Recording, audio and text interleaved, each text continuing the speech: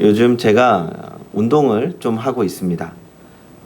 어느 순간 체력이 많이 떨어진 것 같아서 이제 새벽 기도가 끝나면 헬스장에서 조금씩 운동을 하곤 합니다. 처음엔 가능하면 정말 이 몸짱이 되어보고 싶었지만 결국은 재활에 가까운 운동을 하고 있습니다. 그래도 건강을 유지하기 위해서는 운동이 필요하다는 생각에 가능하면 열심히 하려고 합니다. 일단 운동을 시작하기 전에 간단한 스트레칭을 하고 러닝머신을 하게 됩니다. 그런데 이 러닝머신을 뛰다 보면 신앙생활이 마치 이런 것과 같다라는 생각이 하게 됩니다. 이 운동하는 사람이 시속 5km 속도로 달리기를 하고 싶으면 먼저 이 러닝머신의 속도를 시속 5km로 맞춰 놓습니다. 그러면 이 러닝머신은 시속 5km라는 일정한 속도로 계속해서 돌아가게 됩니다. 그러면 그 위에서 달리기를 하는 사람은 그 기계에 맞춰서 시속 5km로 계속 달려야 합니다. 그 기계의 속도보다 빨리 달려서도 안 되고 그 속도보다 늦게 달려서도 안 됩니다. 좀 더 빨리 달리고 싶다면 속도를 올려야 합니다. 시속 10km로 맞춰 놓으면 그 위에서 10km로 달려야 합니다. 기계를 10km로 맞춰 놓고 달리기는 5km로 달리면 절대 안 됩니다. 러닝머신의 벨트가 돌아가는 속도와 사람이 뛰는 속도가 같아야 합니다.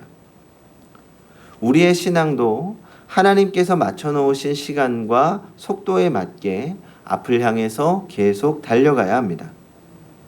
물론 신앙은 앞만 보며 무조건 달리는 것은 아닙니다. 우리는 믿음의 법칙을 따라 달려야 합니다. 방향 없이 달려가는 것이 아닙니다.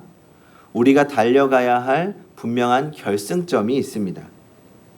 그렇게 결승점을 향해 믿음을 지키며 계속해서 달려가는 그 길이 우리가 가야 할 길입니다. 그것을 사도 바울은 또 이렇게 말씀합니다. 에베소서 4장 13절입니다. 우리가 다 하나님의 아들을 믿는 것과 아는 일에 하나가 되어 온전한 사람을 이루어 그리스도의 장성한 분량이 충만한 데까지 이르리니, 우리는 그리스도의 장성한 분량이 충만한 데까지 끊임없이 자라가야 합니다. 신앙은 자라가는 것입니다. 그런데 신앙생활을 하다 보면 어느 순간 더 이상 내 믿음이 자라지 못하고 있는 것을 보게 됩니다. 오히려 신앙이 퇴보해 있는 모습을 발견하게 되기도 합니다. 그러면 왜 이런 일이 생기는 것일까요? 앞을 향해서 끊임없이 전진하고 달려가야 할 우리의 믿음이 왜 제자리 걸음을 하거나 퇴보하게 되는 것입니까? 물론 여러 가지 이유가 있을 것입니다. 그러나 가장 중요한 이유 가운데 하나는 신앙을 내 생각 속에 가두어 두기 때문입니다. 신앙생활을 하면서 내 나름대로 정의를 내리기 시작합니다. 신앙인이란 이런 거야. 하나님이란 이런 분이야. 신앙인은 이렇게 해야 해. 하나님이라면 이렇게 하셔야지. 이 정도면 충분해. 이렇게 생각을 하게 되는 겁니다. 때로는 그런 생각이 우리의 신앙을 나태하게 만들기도 하고 신앙생활에 커다란 짐이 되기도 합니다. 그래서 앞을 향해 전진해 가야 할 우리가 제자리 걸음을 하거나 무거운 짐 때문에 자꾸만 주저앉고 싶어져 퇴보해 가기도 합니다. 성도 여러분, 성경은 우리의 신앙이 주님을 닮아가는 것이어야 한다고 말씀합니다. 믿음이란 주님을 닮아가는 과정입니다. 주님께서 가신 길을 묵묵히 따라가는 것이 신앙인의 길입니다. 주님께서 가신 길이 어떤 길입니까? 바로 십자가의 길입니다. 여기서 제자와 무리가 나누어집니다. 제자는 주님이 가신 십자가의 길을 따르는 사람들입니다. 무리는 십자가 앞에서 돌아가는 사람들입니다. 누가복음 9장 23절입니다. 아무든지 나를 따라오려거든 자기를 부인하고 날마다 자기 십자가를 지고 나를 따를 것이니라. 중요한 것은 예수를 나의 구주로 영접하고 주님이 나의 주인 되심을 인정하는 사람이라면 모두 제자로서 부름받았다는 것입니다. 내가 제자가 되느냐 아니냐가 아닙니다. 이미 우리는 제자로 부름받은 사람들입니다. 그런데 문제는 주님께서 우리를 대신하여 지신 십자가, 그리고 이제는 우리가 져야 할 십자가를 외면한 채 살아갑니다. 힘든 십자가 대신 달콤한 축복만을 바라는 것입니다. 오늘 본문에서 십자가 대신에 추구하는 두 가지의 유혹이 있음을 말씀하고 있습니다. 하나는 표적이고 또 다른 하나는 지혜입니다. 첫째로 표적을 구하는 신앙입니다. 표적을 구하는 신앙은 주로 초신자에게 많이 나타납니다. 보여주면 믿겠다는 것입니다. 수많은 무리가 예수님을 따랐던 이유는 예수님께서 기적을 보여주셨기 때문입니다. 보리떡 5개와 물고기 2마리로 5,000명을 먹이시자 사람들은 예수님을 왕으로 삼으려고 했습니다. 예수님이 왕이 되시면 배불리 먹을 것 같았습니다. 사람들은 예수님께 계속해서 표적을 기대하고 요구했습니다. 그러나 예수님은 표적이 중요한 것이 아니라고 말씀하십니다. 한 번은 서기관과 바리새인들이 예수님을 찾아와서 당신이 메시아라는 표적을 우리에게 보여달라고 요구했습니다. 그러나 예수님은 표적을 보여주시지 않았습니다. 대신 이렇게 대답하셨습니다. 마태복음 12장 39절입니다.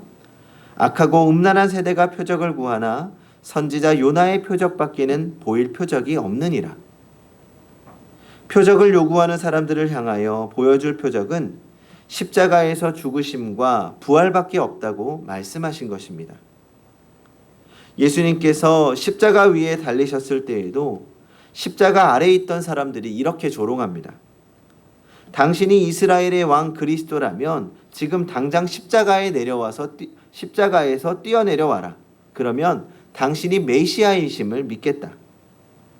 자기들 눈앞에서 기적과 표적을 보이라는 것입니다. 그러나 안타깝게도 예수님은 더 이상 그들에게 표적을 보여주지 않으셨습니다. 대신 묵묵히 십자가를 지셨고 십자가 위에서 죽으셨습니다. 혹시 우리도 예수님이 책망하신 것처럼 표적을 구하고 기다리는 신앙으로 살고 있지는 않습니까? 우리의 신앙은 표적만을 기대하는 신앙에 머물러서는 안 됩니다. 둘째로 지혜를 구하는 신앙입니다. 여기서 말하는 지혜는 지적 만족을 의미합니다. 신앙인들 가운데는 지혜, 지식을 얻는 것에서 큰 만족을 얻으려고 하는 사람들이 있습니다. 이것은 제법 오래 신앙생활을 한 사람들이 빠지기 쉬운 유혹입니다. 말씀을 읽어도 말씀을 들어도 새로운 정보를 얻지 못하면 만족하지 못합니다. 지적인 만족을 얻고 그것으로 신앙생활의 기쁨을 삼습니다. 그리고 그것을 높은 수준의 신앙이라고 착각합니다. 오늘 본문을 보면 22절에서 헬라인은 지혜를 찾는다고 말씀하고 있습니다. 헬라 사람들은 지혜를 참 좋아했습니다. 그래서 헬라에서 지혜를 사랑하는 학문인 철학이 발달하게 되었습니다. 그들은 지적인 만족을 얻는다고 하면 모든 것을 투자해서라도 그것을 얻으려고 했습니다. 심지어 플라톤의 철인 정치는 지적으로 높은 경지에 있는 사람이 정치를 해야 한다는 정치 이론까지도 있습니다. 성경에도 헬라 사람들이 지혜를 추구하는 모습이 많이 나타납니다. 요한복음 12장에 보면 예수님께서 유월절을 맞아 예루살렘으로 올라가셨습니다. 그때 유월절을 지내러 온 사람 중에 헬라 사람 몇 명이 있었는데 그들이 빌립을 통해서 예수님을 만나고자 했습니다. 전설에 따르면 그들은 헬라에서 온 대신들로 예수를 헬라의 왕으로 모시고 가고 싶어서 예수님을 만나러 온 사람들입니다. 예수님께서 지혜롭게 말씀하시고 예수님의 지혜가 소문이 나자 그런 지혜를 가진 분이라면 우리의 왕이 될 수 있을 거라고 생각한 겁니다. 예수님께서는 그런 사람들을 향해 이렇게 말씀하셨습니다. 요한복음 12장 24절입니다. 한 알의 밀이 땅에 떨어져 죽지 않으면 한 알 그대로 있고 죽으면 많은 열매를 맺느니라. 한 알의 밀이 땅에 떨어져 죽는다는 것은 예수님 자신이 십자가에서 죽으실 것을 말씀하신 것입니다. 지혜를 찾는 헬라인에게도 예수님은 지혜 대신 십자가를 보여주신 것입니다. 성경을 읽는 것은 지식을 쌓거나 교양을 넓히기 위해서가 아닙니다. 지적 만족이 신앙생활의 중심이 되어서는 안 됩니다. 물론 신앙생활에서 표적과 지혜는 아주 중요한 신앙의 한 요소입니다. 표적은 연약한 우리의 믿음을 위한 은혜가 되고, 지혜는 신앙의 성숙을 위해 꼭 필요합니다. 하지만 십자가를 외면한 표적과 십자가 없는 지혜는 우리의 신앙을 잘못된 길로 인도하는 신앙의 방해 요소가 됩니다. 표적과 지혜만 추구하는 신앙이 되면 오늘 본문의 말씀처럼 십자가는 그저 미련하게 보일 뿐입니다. 히틀러가 독일을 지배하고 있을 때 독일 교회에서 유행하는 말이 있었습니다. 바보들만 십자가를 지고 예수를 따른다는 것입니다. 히틀러가 독일 교회를 나치화시키기 위해서 내세운 정책은 게르만적 기독교입니다. 독일 목사들과 기독교 지도자들은 게르만 민족을 하나님 대신 우상으로 섬겼고 교회를 타락시켜 나가기 시작했습니다. 오늘날 사탄은 교회를 무너뜨리는 방법으로 크게 두 가지를 선택합니다. 첫 번째는 믿지 않는 자들로 하여금 교회와 복음을 더욱 싫어하고 하나님으로부터 멀어지게 하는 것입니다. 두 번째는 믿는 자들로 하여금 왜곡된 신앙을 갖게 만드는 것입니다. 교회는 다니라고 합니다. 예배도 드리라고 합니다. 하지만 십자가는 지지 말라고 합니다. 십자가 없는 신앙, 십자가 없는 교회는 언제든 무너질 수 있는 허수아비와 같은 신앙일 뿐이기 때문입니다. 성도 여러분, 우리의 신앙은 십자가 신앙이어야 합니다. 우리의 신앙 중심에는 언제나 십자가가 바로 세워져 있어야 한다는 말씀입니다. 우리의 신앙이 때때로 중심을 잃고 바람 부는 대로 이리저리 흔들리는 이유는 우리의 믿음의 중심에 십자가가 바로 세워져 있지 않기 때문입니다. 우리가 신앙생활을 하면서 크게 착각하는 것이 하나 있습니다. 우리의 신앙의 길에서 십자가를 치워버린다면 편안할 것 같습니다. 그래서 가능한 십자가를 피하려고 합니다. 하지만 십자가 없는 신앙생활은 더 많은 고민과 갈등을 경험하게 됩니다. 우리는 먼저 내 생각의 방을 정리해야 합니다. 지금 내 생각을 가장 많이 채우고 있는 것은 무엇입니까?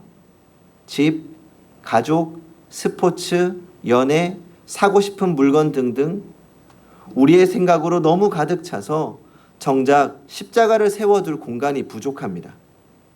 그러나 우리의 생각의 방을 먼저 정리해야 합니다.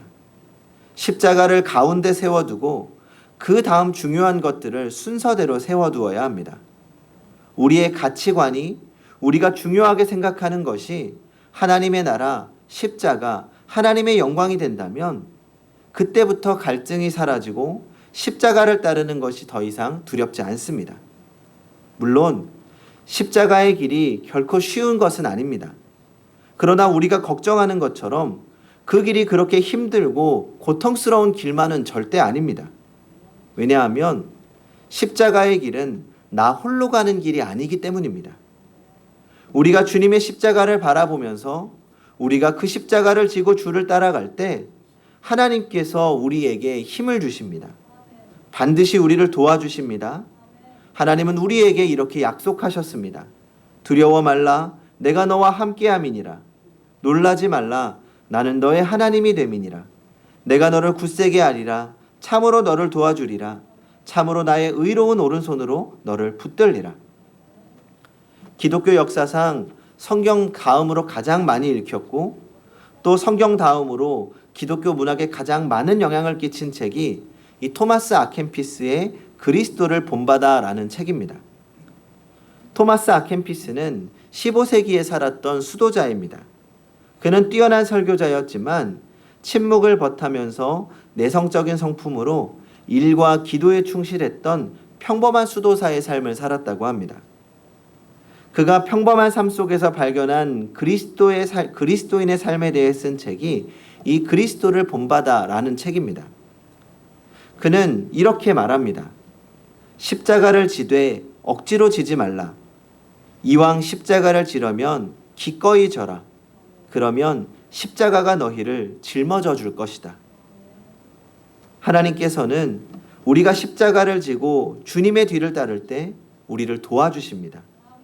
십자가를 질 수 있도록 새 힘을 공급하십니다. 주님은 결코 우리를 홀로 내버려 두지 않으십니다. 우리와 함께 하시며 우리를 인도하십니다. 성도 여러분, 십자가는 하나님의 능력이요 하나님의 지혜입니다. 세상을 이기는 능력은 오직 십자가에 있습니다. 주님은 오늘 우리가 십자가 신앙으로 살기를 원하십니다. 십자가를 지는 삶에 하나님의 능력이 임합니다. 십자가를 지는 곳에 하나님의 지혜가 나타납니다. 세상을 이기는 힘이 십자가에 있습니다. 그러므로 십자가 중심의 삶으로 날마다 하나님의 능력으로 승리하는 성도님들이 되시기 바랍니다. 기도하겠습니다.